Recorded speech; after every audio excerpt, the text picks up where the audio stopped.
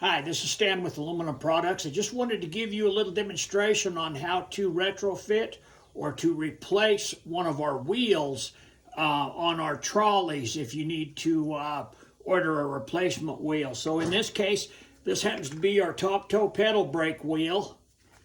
Here's the brake here. So you want to make sure that you got clearance when the wheel's freely spinning and that the brake's actually not touching it. You can see, and this actually locks it. It'll lock it from swiveling, and then it'll also lock the wheel. Okay, so it has, we send them with the axle bolt in them. The tools that's required is going to be 2 3/4-inch open-end wrenches and a large screwdriver. Now, it doesn't necessarily have to be this large, but the larger the better, because you're going to stick it through where the axle bolt's at. So you're going to want to remove, this isn't tight, and they won't come to you real tight. So just remove the axle bolt. Now you can see that axle bolt has a greaser on the end of it, and the wheel itself has a grease zerk. So when you get these and get them all fitted up and put back on your trolley, make sure that you give them a couple shots of grease. Now you also want to make sure that you're keeping any hair and debris from building up on this part of the wheel on either side of them, on all 4 wheels, because that gets in there and it ends up ruining the wheel. Also, you want to keep this, there's bearings, greased bearing up in here where this swivels. You want to make sure that you're keeping that clear of debris and keeping any hair build up. You pick up lots of hair at the shows in the arenas, so make sure you're keeping that as clean as possible and free from debris. Now, the nuts that we use are a lock nut, a nylon insert lock nut. So the ones that come with your trolley will not be punched. I don't know if you can see these, but I'm putting little punch marks on the flats. So we grind 2 of the flats opposite from each other down so that this will fit up inside of the square tube. And the tube actually acts as the wrench when you put your bolt through, your wheel bolt through. So you want to identify the 2 flats that have been ground down and are punched, and you just slide that nut up inside of the axle, or up inside of the square tube, and then lock the brake on the wheel.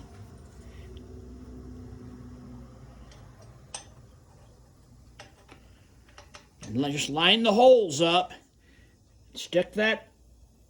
We cut these off. They're too long from the factory, so we cut these off so that they fit up inside of there. And just like any nut to a bolt, just tighten them down. These happen to be a what they call a 13. It's 13 threads per inch. A 1/2 inch 13. It's a 1/2 inch nut and a 1/2 inch all thread on the wheel. So just turn that until it gets a little snug. Now you're going to want to take that large screwdriver and slip it through the axle bolt holes and just turn that until it's tight. Now you want to just snug it up. If you go too tight, this right down inside of here, this is gonna, and the way these fit, this little fork is gonna pop up out of there, and they are a bugger. They will go back together, but they're a bugger to get back in there. So you want to make sure you lock the brake and then just snug those up. Make sure you look down inside of your tube and make sure that that nut has actually bottomed out or hit the top of the tube here and has ran all the way up, and you're not just hitting a burr or something inside of there. Just make sure that it's good and snug. Don't over tighten it, or again, this this brake assembly piece is going to pop up out of there. Now, when you first go to take your old one out, for whatever reason you're replacing it, that black plastic plug that's in there, all you got to do is take a screwdriver and just put up in there and just gently pry that plug back out of there. And then when you put it back in, just set it back in there and then take a little mallet and tap that plug back in. Now, if it's damaged or it won't stay in, we can send you, just give us a call or email us and we'll send you a new little plastic plug. No charge for that plug.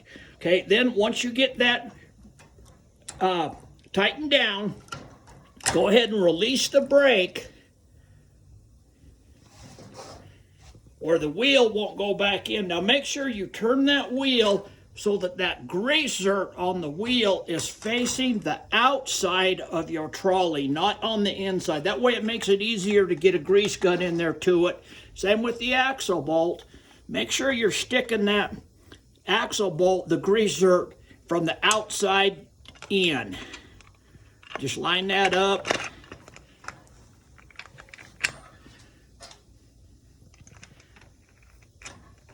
Now this is where your two 3/4 inch wrenches come in.